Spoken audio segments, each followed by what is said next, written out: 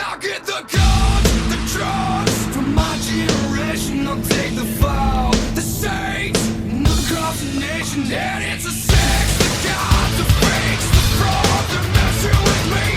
Come on, come on, come on, let's get it out. Move to the music, play that fucking music. Live through my music, yeah.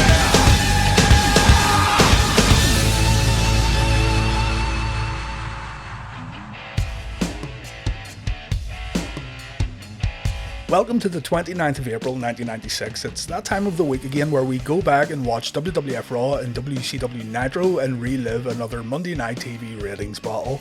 WCW Nitro is a taped show this week, coming from Albany, Georgia, and Nitro also went on the air 1 hour early due to an NBA game airing live during WCW's regular TV slot. We're just going to compare Raw and Nitro as normal though. WWF Raw is live tonight from Sioux City, Iowa, so the tables are turned this week. If they really wanted to, the WWF could give away the Nitro results, although this wouldn't happen. Before we get started, let's look at the In Your House Good Friends Better Enemies results. In Your House Good Friends Better Enemies took place in Omaha, Nebraska in front of around 10,000 fans, an improvement over previous In Your House shows. The opening match was supposed to be a singles bout between Davey Boy Smith and Jake Roberts, a match we already saw on WWF Raw, but we ended up getting a tag team bout, Jake and Ahmed Johnson versus Owen Hart and the Bulldog. Bulldog made Roberts submit to gain the victory. The Goldust versus Warrior match was a giant waste of time, though Goldust was reportedly injured, hence why the bout lacked action. Goldust stalled the match on the outside while Warrior messed around with Marlena's chair and Goldust's robe. Warrior clotheslined Goldust and the Intercontinental Champion ran away. We then saw Davey Boy Smith trying to get into Shawn Michaels' locker room, something to do with Davey's wife Diana, but details were sketchy. This was done to set up Shawn's next rivalry, but more on this later. Vader destroyed Razor Ramon in the next match. This was Scott Hall's final live WWF television appearance. The bad guy was getting ready to change the face of wrestling over on WCW in a few months' time. The Body Donnas defeated the Godwins next. Not much to say here. Zip and Skip performed the old switcheroo to retain the tag titles. The main event featuring WWF champion Shawn Michaels defending the gold against Diesel was excellent. We have an ODQ match here that was incredibly fun to watch. Many will remember Diesel removing Mad Dog Vachon's artificial leg and Shawn later using it as a weapon, and many will also recall Shawn's out of character celebration afterwards where he could be seen mocking Hulk Hogan. At the very end of the pay-per-view it was announced that Goldust would defend the IC title against The Undertaker at the next In Your House show, and Davey Boy Smith would challenge Shawn Michaels for the WWF title. Davey Boy interrupted the announcement by claiming that Shawn Michaels had apparently made a pass at his wife. We'll cover all of this nonsense as it unfolds. All in all, Good Friends Better Enemies was a real improvement over previous In Your House shows. The main event is one of my favourite matches of 1996 and it comes recommended.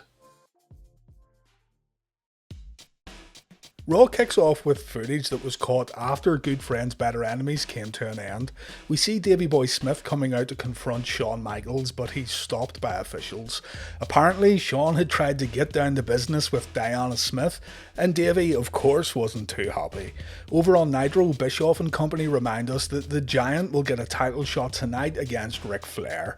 Our first matches get underway. Bart Gunn versus Mankind on Raw, while Harlem Heat go up against Sting and Lex Luger on Nitro. There's quite a bit of time wasting before Sting and Booker T eventually lock horns. Sting gains control of the wrist, but a big kick from Booker puts the Stinger in his place. Sting replies with a high-speed clothesline followed by a body slam and an elbow drop. Luger comes into the match to a chorus of boos. Stevie Ray gets tagged in and the audience doesn't know whether to cheer or boo when Stevie begins hammering Luger in the corner. The total package gets the audience on his side though after giving Stevie Ray a taste of his his own medicine. Sting gets tagged back in, we see a little double team offense, but Stevie Ray eventually rakes Sting in the eyes before Booker comes back into the bout. Booker hits a shoulder tackle, but the Stinger comes back with a leapfrog and a dropkick that gets the crowd making some noise. We come back from commercial as Booker T hits a sidewalk slam. He misses an elbow drop, but Booker recovers with a spinner-rooney followed by a jumping sidekick. Really impressive stuff here from Booker T. Booker's smooth moves make Stevie Ray's follow-up kick look extremely rough in comparison. The Stinger takes a beating here. The crowd breaks out a Sting chant as Stevie Ray keeps the pressure on. Booker T comes back in and an opening gets created when Sting and Booker hit a double clothesline. Luger finally gets the tag. He takes out both of his opponents. We see a big power slam from the total package, but his flurry doesn't last too long. Harlem Heat take Luger out with an assisted elbow drop, and then Jimmy Hart runs down and he tries to throw in the towel. This also happened on WCW Saturday Night. Booker catches the towel, Jimmy Hart gets dumped into the ring, but Sting comes from behind and Booker T gets rolled up. Sting and Luger win the match. It's a bit strange seeing the Stinger take the cheap win, especially since he's been giving Luger a hard time about being a dick. I think it was supposed to be unintentional, but come on, how can you miss Jimmy Hart standing there with that suit on? Still, this was a good, no-nonsense tag team match. Mankind takes on Bart Gunn then over on Raw.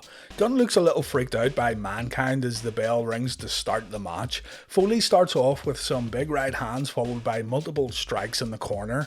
As Bart begins fighting back, you can notice a little blood above Mankind's eye. I watched this back 3 or 4 times and not once does Foley take any strikes to the head before he bleeds. On closer inspection, it looks like it's actually Foley's hand or his fingers that's bleeding, and he's smeared a little blood on his face. I think Foley opened himself up by punching Gunn early in the match. Vince McMahon treats his audience like they're 5 years old here when he says that Mankind is wearing, and I quote, some kind of war paint. Mankind has control during the opening moments of the match. Gunn takes a hard Irish whip into the corner, but he moves out of the way when Foley tries to follow up. This gives Bart a chance to go on the offense by focusing on Mankind's left arm. Foley goes for the mandible claw in the middle of this attack, but Bart gets out of the ring. Foley follows Bart and the two fight on the outside with Mankind getting the upper hand. The two men share punches and kicks in the middle of the ring before Mankind delivers a body slam. Mick's follow-up elbow drop misses the mark and Bart Gunn then goes for the wrist. Foley breaks out by pummeling his opponent in the corner and we go to commercial break as Mankind hits a baseball slide that knocks Bart out of the ring. When we come back, Mankind again tosses Gunn out of the ring before laying in an attack beside the guardrail. The flow of this match is absolutely all over the place. Foley hits his running knee in the corner as Jerry Lawler notices the blood coming from Mankind's hand. The King says that Mankind must be biting his fingernails a little too closely. Foley hits a leg drop before banging his own head against the guardrail. A few elbows get dropped on Gunn, but somehow Bart is able to fight back when the action gets back inside the ropes. Bart changes his strategy with some aerial attacks. A top rope dropkick and a flying elbow drop only score Bart a 2 count. And the match comes to an end when Mankind applies the mandible claw after Bart tries to deliver some mounted punches. Mankind sticks his bloody fingers into Bart's mouth. Lawler gags on commentary. And yeah, that was it really. It's incredible how much the audience didn't care for this match. It went on too long and it was very slow paced, so Nitro gets the first point. Following the match, Jim Ross tries to get a word with Bart Gunn, but Mankind shows up and Bart has to take the mandible claw one more time. Wondering why this live audience was so flat for this match, I decided to have a look at the dark matches that took place before Raw went on the air, and yeah, there's our answer. Shawn Michaels had a match with Vader, so the audience must have been recuperating after seeing the Heartbreak Kid in action. Also, the audience had already seen Mankind. He had a match with The Undertaker before the Michaels match, and this explains why Foley's hand or his fingers got opened up so quickly.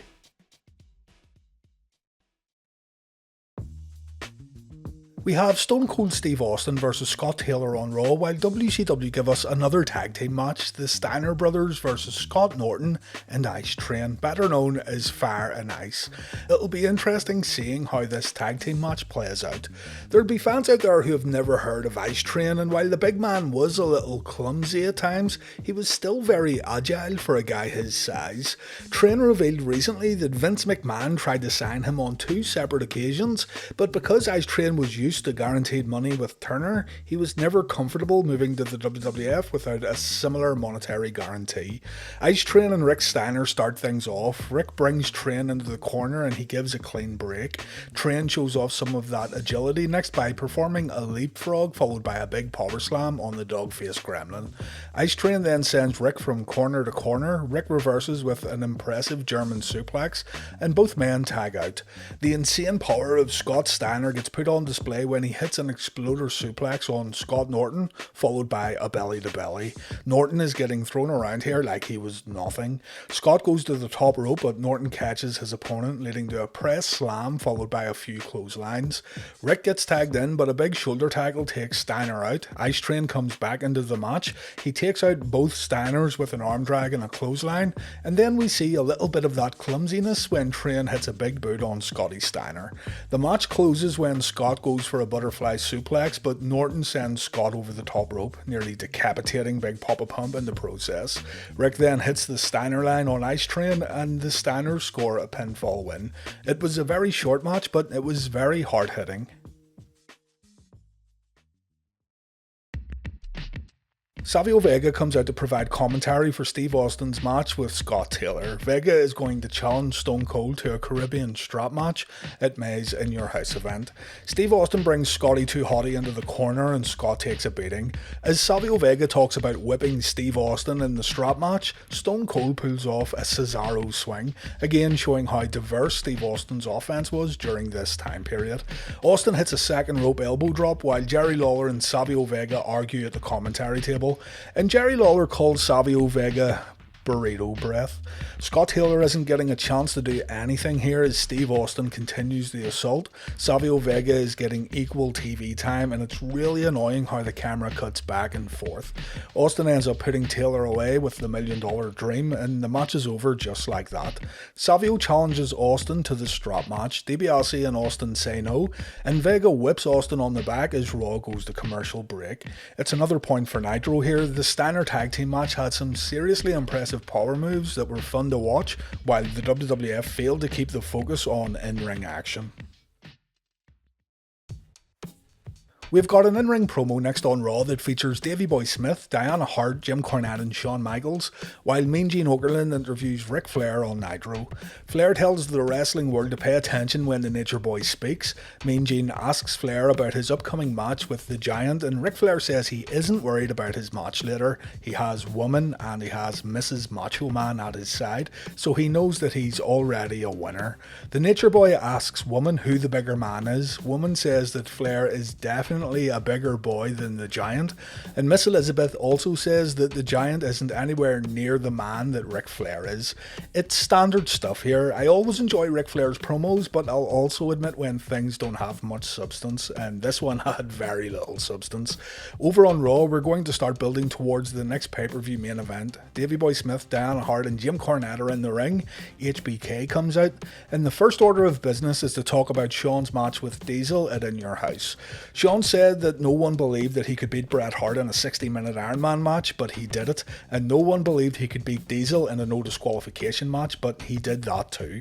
Diesel is now in the past though. Both he and Razor Ramon work a few house shows next month before coming over to WCW, so that's it for Scott Hall and Kevin Nash on WWF Raw.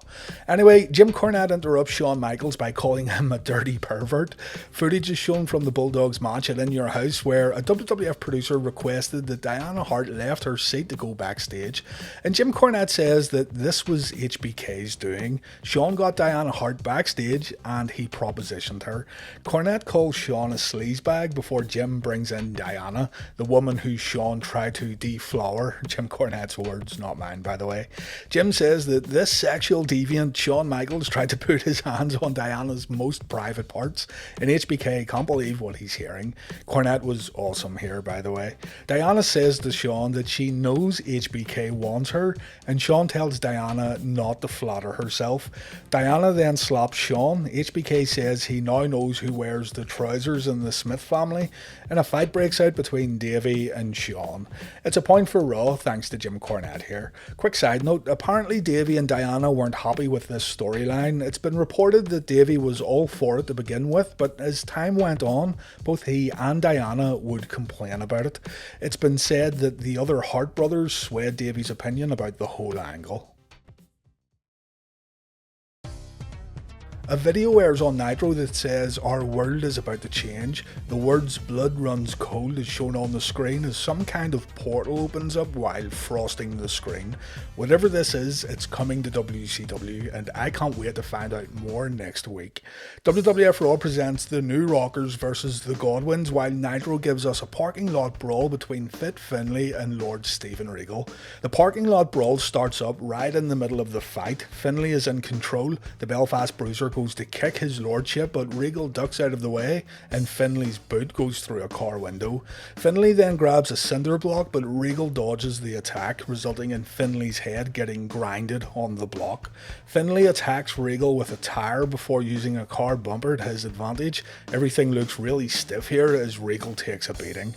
Regal takes a body slam on a car bonnet, but he's right back up. There's absolutely no theatrical selling going on here, by the way, but it doesn't really matter. You can tell these guys are hurting each other out there.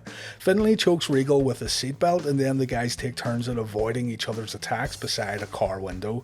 I think this window was supposed to be gimmicked, but it didn't smash for either man. At least they didn't do a Goldberg on it. The two men fight in the back of the pickup truck. The hood takes an absolute battering, and the cameraman gets in position to get a nice angle on an upcoming window smash, but again, the gimmicked window doesn't give way. The men travel to another car where the window thankfully smashes, and it does look pretty good when Finlay takes the bump. Regal takes a back body drop onto the roof of a car, but he replies with a pile driver. Again, this looked really good. The pile driver is enough to score Regal the victory. This whole thing was enjoyable to watch because it was so different. I know by today's standards it's absolutely nothing, but for 1996 WCW it was pretty good, so credit here to Bishcoff for deviating from the norm. The Rockers are already in the ring as the Godwins make their entrance, and look at this little piggy getting dragged out the ringside. Poor thing must have been just as scared as I am of seeing this tag match.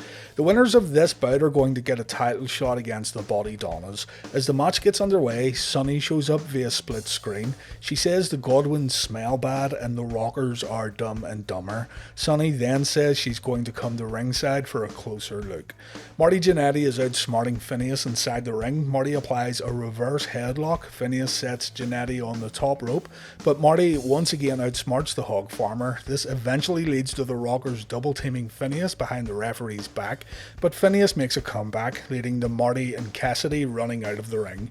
There's an insane amount of time wasting going on here before Leif Cassidy gets into the ring to take on Phineas, and the audience finally makes a little noise when Sunny makes her way down to the ring. The New Rockers perform a double hip toss on Henry Godwin. Cassidy takes control in the ring as a Sunny chant breaks out in the arena. Nobody cares about this match at all. Jannetty is now in the ring. He goes to the top rope, but Henry gets a foot up. Phineas gets the hot tag, and it's absolute silence. There's this rough looking spot here where Cassidy attempts a crossbody to send himself and Phineas over the top rope, and neither man can make it back into the ring in time. It's a double count out. Absolutely brutal stuff here from the WWF. Another point for Monday Nitro. After the match, Jim Ross interviews Mankind. Ross wants to know the science behind the mandible claw. Mankind says that underneath the tongue, the flesh is weak and the nerves are deep, and when enough force is applied, there's no escape. Mankind says that he was surprised how easy it was to take out The Undertaker with the mandible claw. It's time for our main events. Isaac Yankem DDS versus the Ultimate Warrior on Raw, while WCW Nitro give us a World Heavyweight Championship match, Ric Flair versus the Giant. Flair again takes some time to visit Deborah McMichael at ringside. Mongo says that his wife is just a fan like everyone else and Flair needs to back up, but he's been saying that for the last 3 or 4 weeks. The match gets underway and yeah, we've seen this routine before. Flair can't hurt the Giant, so he gets out of the ring to rethink his strategy. Woman gives the champ some advice, but it was bad advice. Flair goes for another shoulder tackle, but the Giant won't budge. The Giant hits a press slam, and then Flair is sent to the outside after taking the corner bump. The Nature Boy hides behind Woman and Elizabeth as the Giant stalks Rick on the outside. Flair challenges the Giant to a test of strength inside the ropes, but the dirtiest player in the game outsmarts his opponent with a thumb to the eye. Flair backs his opponent into the corner, and the Giant again no-sells the offense. Flair gets sent into the corner, but the Nature Boy moves out of the way when the Giant goes for a running splash. The top rope bump is then followed by a suplex from the Giant. Flair sells it really well here, and then the Giant goes for the choke slam. Flair holds onto the ropes as Woman and Elizabeth get on the apron, and Flair gets out of this situation by delivering a low blow. The Giant pushes Rick away when Flair goes on the attack, and then Jimmy Hart shows up on the ring apron to complain about the low blow. This allows Flair to pull some brass knucks out of his knee pads, and then the Giant gets nailed. Flair goes for the figure 4, he locks it in, but the Giant grabs Flair by the neck while the hold is still applied. The Giant then hits the chokeslam. 1, 2, 3, we have a new WCW World Heavyweight Champion. The audience in attendance were not expecting this at all. The title change gets a great pop here, and you have to think that this was a strategic move on the part of Eric Bischoff. Maybe Eric wanted to pull in some of those NBA fans who maybe tuned into TNT a little early. Maybe Eric wanted to show that even on a taped show, Nitro was still must-see TV. I don't know, but it's definitely a surprising outcome. Mean Gene interviews the Giant and Jimmy Hart afterwards. Jimmy says Flair may be leaving WCW with the women, but Jimmy is leaving with the world champion. Whatever floats your boat, Jimmy. And the Giant says the WCW title has been rightfully his since Halloween Havoc. Thanks for bringing back those repressed memories, big man. And the Giant says he'll destroy all challengers, including the Macho Man, the Stinger, and Hulk Hogan. We go back to the commentary desk. Bobby Heenan says Ric Flair must have had Randy Savage in the back of his mind, and Eric Bischoff announces that Sting will face the Giant for the world title at Slamboree. Isaac Yankem and the Ultimate Warrior have a tough task ahead of them. Flair versus the Giant wasn't a great match by any means, but it felt like a big deal. The Ultimate Warrior decides to have 2 entrances. He comes out and he runs around the ring before going back up the entranceway, and then he comes out again. I have no idea why. Jerry Lawler gives Isaac Yankem a pep talk before the match gets underway. Vince McMahon says we should tune in to WWF Mania to get details on how to join Warrior University. Yeah, I'd rather not, thanks. The Warrior hits a shoulder block. Isaac Yankem gets sent into the corner where the Warrior follows up with a clothesline. Yankem then gets tossed out of the ring as Raw goes to commercial break. When we come back, Warrior hits a few consecutive clotheslines. We see a shoulder tackle. Warrior hits the splash and the match is already over. Warrior wins via pinfall. Warrior throws Yankem out of the ring after the bell. Jerry Lawler mocks Warrior on the outside for a bit, and Raw comes to an end. Nitro gets the final point. It was a bad main event from Raw, nothing more to say.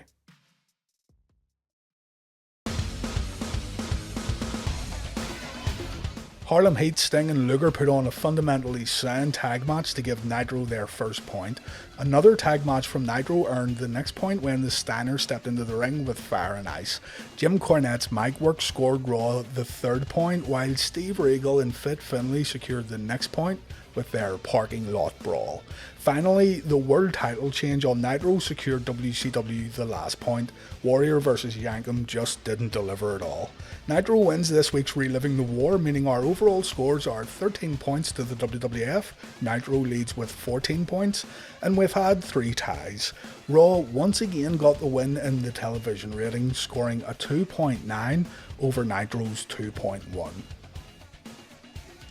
Next week on Raw, we have Mark Merrow versus the 1-2-3 Kid, along with The Undertaker versus Owen Hart, while Nitro gives us Jushin Liger versus Dean Malenko and Jim Duggan versus The Giant. Can't wait to see that one. I hope you join me again next week for Reliving the War, and thank you very, very much for watching.